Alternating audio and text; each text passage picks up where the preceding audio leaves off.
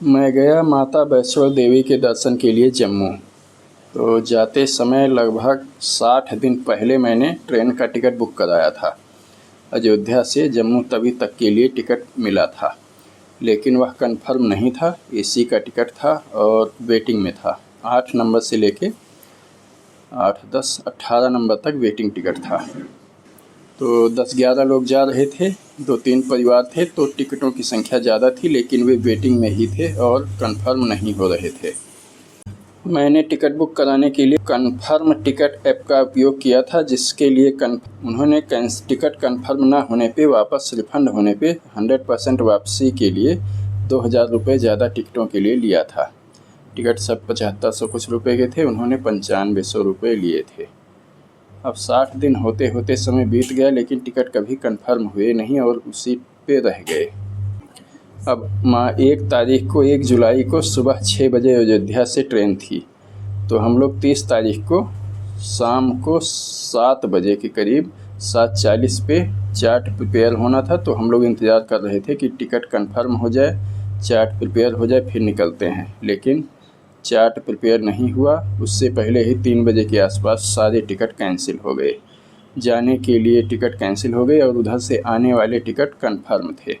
तो हम इसी उहापोह में रह गए कि हम लोग जाएं या ना जाएं। यही सोचते विचारते तय हुआ कि अगले दिन 1 तारीख को 1 जुलाई को हम लोग लखनऊ तक जाएंगे और वहां से चालू टिकट लेके बेगमपुरा एक्सप्रेस से यात्रा करेंगे। अब इसके बाद हम 1 तारीख को 1 जुलाई को कुछ लोग कार से, कुछ लोग ट्रेन से और हम लोग बस से लखनऊ के लिए चल पड़े। नियत समय पे वहाँ पे पहुँच गए, लेकिन कुछ लोग जिन्हें कार से आना था वो पहुँचते पहुँचते रह गए और लगने लगा कि हम लोग, ट्रेन आके सामने खड़ी हो गई और लग रहा था कि हम लोग शायद ट्रेन में बैठ नहीं पाएंगे और छूट जाएगा, क्योंकि उन लोगों के इंतज़ार में हम लोग रुके हुए थे और लग रहा था कि जा नहीं पाएंगे लगता है। फिर सोचा हम लोगों ने कि अगर इससे नहीं जा पाते हैं तो कोई दूसरी ट्रेन लेंगे। तो फिर जो है, लेकिन हम इंतज़ार कर ही रहे थे, उदास होकर सब लोग बैठे थे कि तभी वो लोग भी आते हुए दिखाई दिए और फिर ये हुआ कि हम लोग पहुंच गए और ट्रेन पकड़ लेंगे। फिर किसी तरह जैसे तैसे धक्का मुक्की करते हुए हम लोग ट्रेन में बैठ गए। अब इसके बाद जब ट्रेन चली तो 10 मिनट के बाद पता चला कि मेरा एक बैग, जिसमें मेरी सारी पर्सनल चीज़ें थी, जिसमें 2 कैमरे थे, एक्शन कैमरे, जिनकी कीमत आज लगभग 70,000 के करीब होगी दोनों की मिला के, और तमाम तरह की दवाइयाँ और फिर व्यक्तिगत उपयोग की तमाम चीज़ें जो यात्रा में काम आ सकती हैं, मेरे उसी बैग में रखी थी और वह बैग उसी स्टेशन पे छूट गया। इसके बाद जब पता चला तो हम लोग परेशान हो गए। मैंने सोचा कि ये तो गया, और फिर मैंने कुछ सोच विचार के 112 पे कॉल किया। 112 पे कुछ देर तक ये दबाइए वो दबाइए कि कंप्यूटर वॉइस इधर उधर घुमाती रही। फिर जब किसी आदमी ने फ़ोन उठाया तो उसको मैंने पूरी बात बताई। कुछ देर तक इधर उधर अपना उसने किसी से संपर्क किया या कुछ किया, और फिर उसके बाद उसने मुझे कहा कि आप जीआरपी से संपर्क करिए, मैं इसमें कुछ नहीं कर सकूँगी। शायद महिला थी कोई, और इसके बाद फ़ोन काट दिया गया।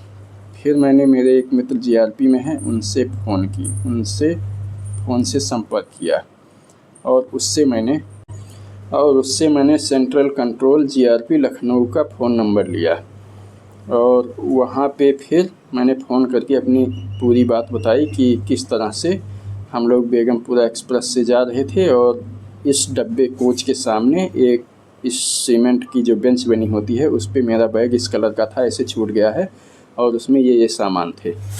फिर उधर से फ़ोन कट किया गया, और कुछ देर के बाद में एक सज्जन थे जिन्होंने मेरे पास जीआरपी से फ़ोन किया और कहा कि आपका बैग किस कलर का था बताइए।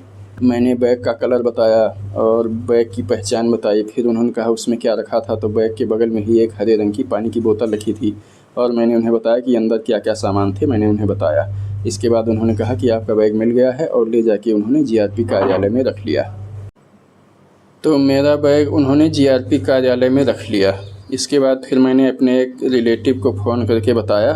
उन्होंने एक लड़के को भेजा, और उस लड़के ने जा कर के वहाँ से मेरा सामान लिया, ले जाके अपने घर पे रख लिया। इसके बाद जान में जान आई। फिर हम लोग अगले दिन सुबह 6-7 बजे के करीब वहाँ पे कटरा जम्मू तवी में पहुँचे। कटरा नहीं, जम्मू तवी में पहुँचे। वहाँ पे जाने के बाद फिर वहाँ से एक कार लिया गया और उस कार की मदद से हम लोग चल के वहाँ से कटरा पहुँचे। वहाँ पे जाके फिर पहले से होटल बुक था, उसमें हम लोग ठहरे और उसके बाद तत्काल खा पी के सो गए। वहीं होटल में खा पी करके सो गए। इसके बाद जब शाम को जगे 3-4 बजे के आसपास, तो फिर नहा धो के तैयार हो करके हम लोग फिर माता वैष्णो देवी की यात्रा के लिए चल पड़े। और सब तैयार होते होते और वहाँ तक जाते जाते, जहाँ से दर्शन के लिए जाया जाता है, शाम को 6 बज गए थे। हम लोगों ने शाम को यात्रा प्रारंभ की। जो बूढ़े और अशक्त थे उनके लिए घोड़े की व्यवस्था की गई और बच्चों के लिए वॉकर की व्यवस्था की गई। इसके बाद फिर हम लोग पैदल पैदल चल दिए। चलते चलते ये 15 किलोमीटर की यात्रा पड़ती है, जो हल्की सी चढ़ाई पे होती है। कहीं कहीं समतल आता है, कहीं कहीं हल्की सी चढ़ाई होती है, कहीं कहीं चढ़ाई हल्की सी बढ़ जाती है। तो चलते चलते लगभग आधे रास्ते के करीब एक जगह आती है जहाँ से रास्ता 2 दिशाओं में बढ़ता है। एक तो है जो साधारण रास्ता ऐसे ही 15 किलोमीटर की दूरी तक पड़ता है, जो चलते चलते चला जाता है। दूसरी तरफ का रास्ता अर्धकुंवारी होते हुए जाता है और वहाँ पे 12 किलोमीटर की दूरी पड़ती है, लेकिन चढ़ाई थोड़ी सी ज़्यादा खड़ी है वहाँ पे, हल्की सी। और बीच बीच में सीढ़ियाँ पड़ती हैं। अगर आप सीढ़ियों का उपयोग करते हैं तो फिर 1-2 चक्कर की जो चलने वाली चढ़ाई है साधारण रास्ते से, वो कम हो जाती है। लेकिन इन सीढ़ियों का प्रयोग जो है संभल के करना चाहिए। अगर किसी तरह की किसी को दिक्कत है तो फिर इन पे जाने से बचना चाहिए। तो हम लोग जाते समय जब अर्धकुंवारी वाले रास्ते के संबंध में हमने पूछा, तो एक आदमी ने बताया कि वहाँ पे जो है गुफ़ा में एक घुस के सरकते हुए जाना पड़ेगा। तो मैंने कहा इस तरह से मैं नहीं जाऊँगा। हम लोगों ने फिर वही लंबा वाला रास्ता लिया और चलते चलते हम लोग सुबह के 5 बजे के करीब वहाँ पे माता वैष्णो देवी के मंदिर में पहुँच गए। 5 बजे पहुँचे तो फिर अगला दिन हो गया था और फिर हम लोगों ने वहीं पे ठंडे पानी में स्नान किया। पानी बहुत ठंडा था, लेकिन जो भी पैर वैर की थकावट थी वहाँ पे स्नान करने से वो मिट गई। बहुत मज़ा आया और हम सब तरोताज़ा महसूस करने लगे। फिर हमने जाके वहाँ पे अपना सामान रखा, एक लाकर लेके उसमें अपना सामान रखा और फिर लाइन लग करके दर्शन के लिए चल दिए। अब हमारे साथ चलते चलते हमारे साथ एक सज्जन थे, उनके पास गलती से उनका मोबाइल रह गया था। फिर लाकर में सामान मैंने ही रखा था, तो मैंने सोचा कि वे जाके कहाँ पे लाकर ढूंढते फिरेंगे, और उन्होंने देखा भी नहीं था। तो उनका मोबाइल मैंने लिया और उनको चलने के लिए कह के बाकी लोगों को मैं वापस भागा और जाके दौड़ते दौड़ते लाकर में उनका मोबाइल रखा और फिर वापस लौट आया। तो वापस लौटा, मुझे लग रहा था कि शाम को ही सुबह की आरती का समय हो रहा था और रास्ते में लोग बता रहे थे जल्दी से जाओ, नहीं तो फिर 8 साढ़े 8 बजे तक इंतज़ार करना पड़ेगा, उसके बाद ही दर्शन पाओगे और उस समय बहुत भीड़ हो जाएगी। तो मुझे लग रहा था कि शायद दर्शन मिलना नहीं है मुझे, क्या मैं ही असली पापी हूँ। लेकिन गया वहाँ पे और फिर जल्दी जल्दी जब गया दौड़ते हुए, तो फिर आराम से मेरे साथ वाले सब दर्शन करके लौट रहे थे और उन्होंने कहा कि जल्दी जल्दी जाओ। तो फिर मैं गया और वहाँ पे बहुत ही अच्छे ढंग से दर्शन हुआ। माता जी जो है आरती के लिए तैयार की जा रही थी, तो फिर बहुत ही अच्छे ढंग से बहुत सुंदर दर्शन हुआ और फिर मन एकदम से प्रफुल्लित हो गया। इसके बाद हम फिर वहाँ से वापस लौटे, वहाँ पे प्रसाद इत्यादि लिया इधर उधर और जो कुछ भी खरीदारी करनी थी किया। इसके बाद फिर हमने सोचा कि अब हम यहाँ से बाबा भैरवनाथ की यात्रा आरंभ करेंगे। अब यहाँ पे थोड़ी सी गलती हुई, हमें वहीं पे खा पी करके थोड़ा सा डॉर्मेट्री में आराम करना चाहिए था और इसके बाद फिर वहाँ पे बाबा भैरवनाथ तक चढ़ाई के लिए रोपवे जाता है। तो रोपवे की वहाँ पे ये व्यवस्था थी कि अगर आप लोग 11 लोग हैं तो 11 लोग लाइन में लगिए तब टिकट मिलेगा उसका। तो काफ़ी देर तक लगने के बाद भी जब हमारा नंबर नहीं आया तो हम लोगों को खींच होने लगी और फिर कुछ लोग हम लोगों के साथ जो थे उन्होंने कहा हम सब वापस जाएंगे और बाकी तीन लोग हम भैरव बाबा के दर्शन के लिए चल पड़े। यह चढ़ाई ज़्यादा खड़ी थी, 3 किलोमीटर की चढ़ाई थी, लेकिन यह चढ़ाई ज़्यादा खड़ी है। तो फिर रुकते थकते हुए हम लोग धीरे धीरे आराम से चलते हुए धीरे धीरे बाबा भैरवनाथ के दर्शन के लिए भी वहाँ पे पहुँच गए और आराम से बाबा भैरवनाथ का दर्शन हुआ। तो वहाँ पे दर्शन किए, वहाँ पे चारों तरफ के नयनाभिराम दृश्यों को देखा, रिकॉर्ड किया, फ़ोटो वोटो खींचा और फिर दूसरे रास्ते से और फिर सामने चढ़ाई करके जिस रास्ते से आए थे उसके सामने से एक दूसरा रास्ता जा रहा था, उस रास्ते से होते हुए हम लोग वापस लौट पड़े। यह वही रास्ता था जो अर्धकुंवारी होते हुए जाता था 12 किलोमीटर की दूरी वाला, लेकिन चढ़ाई थोड़ी खड़ी थी। लेकिन अब हम लोग चूँकि वापस आ रहे थे तो ढलान से उतरते हुए बहुत अच्छा लग रहा था। रास्ते में हमने एक मृग देखा जो ऊपर ही जहाँ पे रास्ता ढका हुआ था उसके बगल पहाड़ी पे कुछ चल रहा था। हम लोगों ने देखा, उसका वीडियो रिकॉर्ड किया, आप मेरे बड़े वाले वीडियो में देख सकते हैं।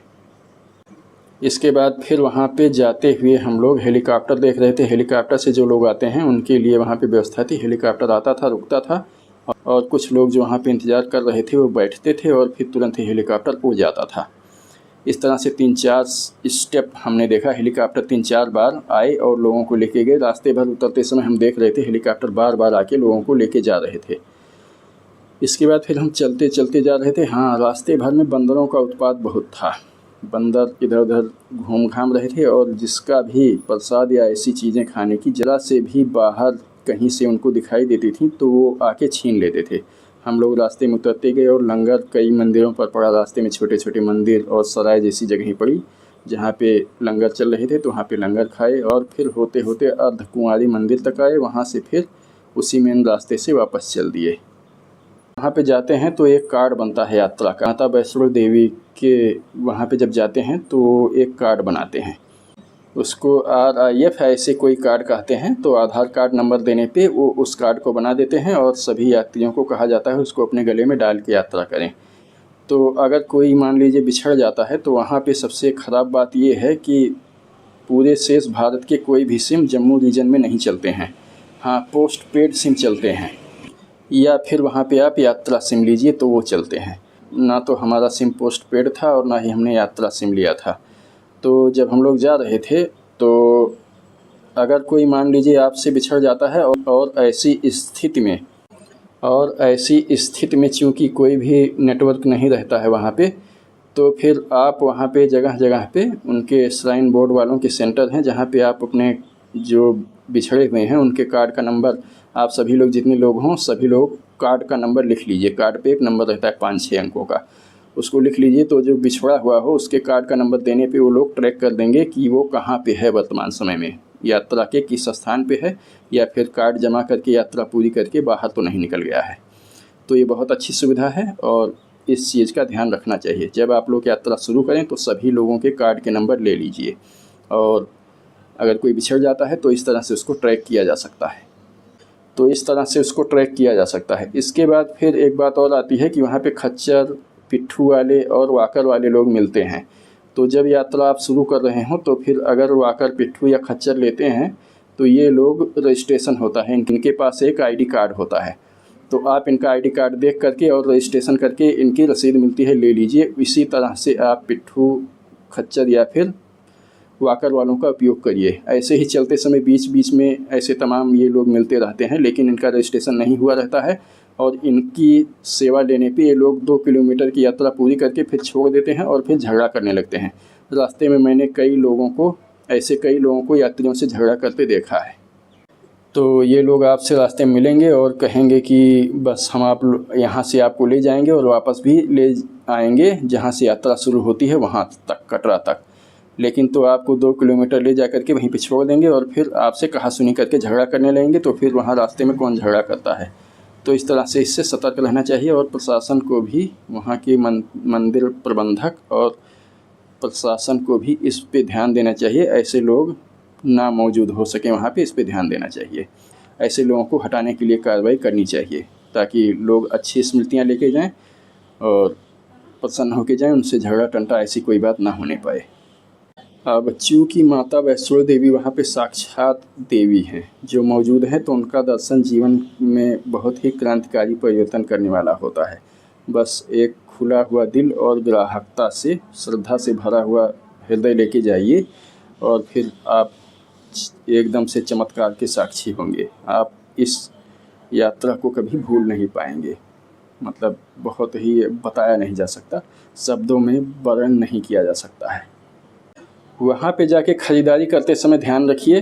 हम लोगों ने वहाँ पे जो है टैक्सी वाले को लिया था, फिर वहाँ से हम लोग शिवखोड़ी गए अगले दिन यात्रा के बाद। तो बातों बातों में बहुत अच्छा मिलनसार व्यक्ति था, उसने अपना मोबाइल नंबर भी दिया और फिर कहा, हम लोगों ने कुछ ख़रीदारी की इच्छा की तो उसने कहा हम आपको सही दुकान पे ले जाएंगे, और एक दुकान पे ले गया जहाँ पे सूखे मेवे, अखरोट और ये सब चीज़ें बिक रही थी। तो हमने सोचा अखरोट की गिरियाँ ही ले ली जाएँ जो 1200 रुपये किलो की वो दे रहा था। लेकिन उसने कहा इसको मत लो क्योंकि ये जल्दी ख़राब हो जाएगी, और फिर छिलके वाले जो कठोर आवरण वाले अखरोट होते हैं उनको लो जो फोड़ के खाए जाते हैं। उसने हमें 3-4 अखरोट आराम से हथेलियों के बीच में दबा के फोड़ के दिखाए और कहा इतने आराम से ये अखरोट फूट जाते हैं और ले जाइए, इनको आराम से खाइए।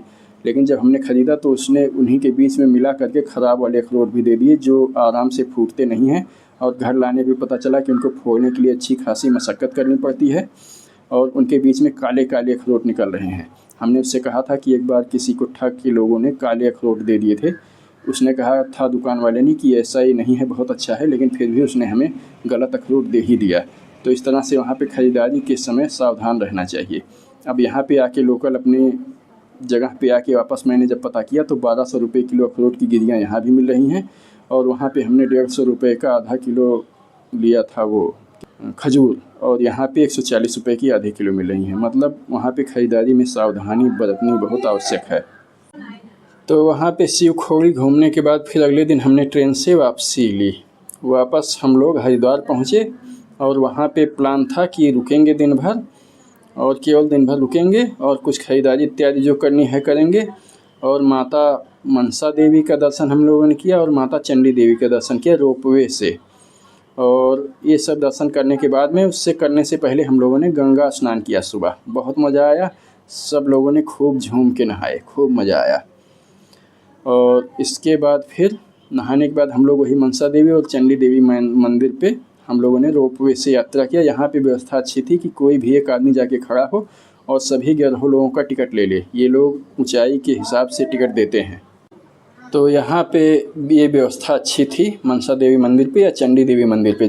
जहाँ पे भी आप पहुँचे हैं वहीं पे कोई एक आदमी खड़ा हो जाए, और 12 लोगों के टिकट हमें आराम से मिल गए। उसके साथ ही उन्होंने मनसा देवी की यात्रा रोपवे से करने के बाद वापस लौटने पे फिर वहाँ से चंडी देवी तक की दूरी काफ़ी थी, 3-4 किलोमीटर शायद दूरी थी, तो उसके लिए 100 रुपये पर हेड ट्रांसपोर्टेशन का पैसा उन्होंने लिया। और उन्होंने कहा कि हमारे मंदिर की तरफ से ही व्यवस्था है बस की, और वो आपको आराम से चंडी देवी तक पहुंचा देंगे। वहां से फिर यात्रा करके आप जब वापस उस जगह पे लौटेंगे रोपवे से, तो फिर बस से ही वापस आपको यहाँ तक ले आया जाएगा। और हमने फिर ये पूरी व्यवस्था बुक करा ली, क्योंकि अगर मंदिर क्या ही हम लोग लोकल टैक्सी इत्यादि के चक्कर में पड़ते तो लोग बहुत ही मजबूरी का फ़ायदा उठा के बहुत ही अधिक महंगे दाम वसूलते हैं। तो इस तरह से हम लोगों ने इन दोनों देवियों का दर्शन किया और मन बहुत ही प्रसन्न हो गया। बहुत अच्छी, मतलब बहुत अच्छा लगा वहाँ पे भी दर्शन करके। बहुत अच्छे दर्शनीय स्थान है। चंडी देवी पे हनुमान जी की माता का भी मंदिर है, वहाँ पे भी हम लोग थोड़ी सी ऊंचाई पे वहीं पे चढ़ के गए और दर्शन किया। इसके बाद फिर और मनसा देवी पे फिर तमाम भगवान के मंदिर हैं, वहाँ पे पशुपतिनाथ के भी हैं, भैरव बाबा के भी हैं, और इस तरह से तमाम मंदिर हैं छोटे छोटे उसी एक मंदिर मुख्य मंदिर में तमाम सारे ये मंदिर हैं। तो इस तरह से हम लोगों ने वहाँ पे दर्शन करके फिर वापस लौटे कमरे पे, और सोचा था कि शाम को गंगा आरती देखेंगे, लेकिन तब तक देरी होने लगी और शाम को हरिद्वार से 10 बजे की ट्रेन वापसी थी। तो फिर हम लोगों ने जल्दी से सोचा कि दूसरी तरफ से, क्योंकि वहाँ पे ट्रैफिक की भीड़ हो जाती है, तो घाट के दूसरी तरफ से गंगा आरती देखेंगे। लेकिन हम लोग जहाँ पे पहुँचे उससे दूर एक पुल था, उस पुल के दूसरी तरफ नदी पे ही उस पुल के दूसरी तरफ जो है गंगा आरती मुख्य हो रही थी। तो हम लोगों ने दूर से ही मोबाइल कैमरे को ही जूम करके किसी तरह से वीडियो रिकॉर्ड किया, छोटे से फ़ोटो खींचे, और फिर वहाँ से एक डब्बा लेके गंगा मैया का जल वहाँ पे लिया, और फिर वहाँ से हम लोग वापस हो गए। रेलवे स्टेशन पे आए, वहाँ से ट्रेन पकड़ा और फिर अगले दिन सुबह लखनऊ पहुँच गए। यहाँ लखनऊ उतर के मैं गया अपने सीधे उन रिश्तेदार के यहाँ, और उनसे फिर मैंने अपना वो बैग प्राप्त किया जो कि स्टेशन पे छूट गया था। एक बार फिर मैं जीआरपी वालों को बहुत बहुत धन्यवाद देना चाहूँगा। जीआरपी की सेवा मुझे बहुत अच्छी लगी, लेकिन 112 की सेवा से मैं इतना ज़्यादा संतुष्ट नहीं हूँ, बल्कि कुछ प्रसन्नता होती है, क्योंकि 112 को हर चीज़ के साथ इंटीग्रेट किया गया है, रेलवे के साथ भी, फायर के साथ भी, अस्पताल के साथ भी। तो मुझे ऐसी उम्मीद नहीं थी कि 112 वाले सीधे इस तरह से 2 टके का जवाब देके टरका देंगे। मुझे लगा कि शायद मेरा बैग अब गया, लेकिन मैं बधाई और धन्यवाद दूंगा जीआरपी वालों को कि इनसे संपर्क करने के बाद ही मुझे तुरंत रिस्पांस मिला। और फिर सेंट्रल कंट्रोल मैंने जीआरपी को फ़ोन किया था लखनऊ में, वहाँ पे फ़ोन करने के 1 मिनट के बाद ही मुझे एक फ़ोन आया। अब उन्होंने कहा कि बैग का विवरण पूछा, और फिर मुश्किल से 5 मिनट नहीं बीते होंगे, उन्होंने मेरा बैग बरामद कर लिया, अपने पास रख लिया, उन्होंने मेरा बैग प्राप्त कर लिया। और फिर 1 घंटे के अंदर ही मेरा बैग मेरे उस परिचित को मिल गया, रिश्तेदार को। फिर इस तरह से जब मैं वापस लौटा 6 तारीख को, तो फिर मेरा बैग मुझे प्राप्त हो गया। तो इस तरह से यह यात्रा पूरी हुई और मुझे तो लग रहा था जाते समय जैसी परिस्थितियाँ बन रही थी कि लगता है माता जी ने बुलाया नहीं है, लेकिन तो माता जी का बुलाया ही था, नहीं तो इतने ज़्यादा संकट उत्पन्न हुए कि अंत तक लग रहा था जैसे दर्शन नहीं मिल पाएंगे। लेकिन इस तरह से माता जी का दर्शन मिला और फिर जय माता दी।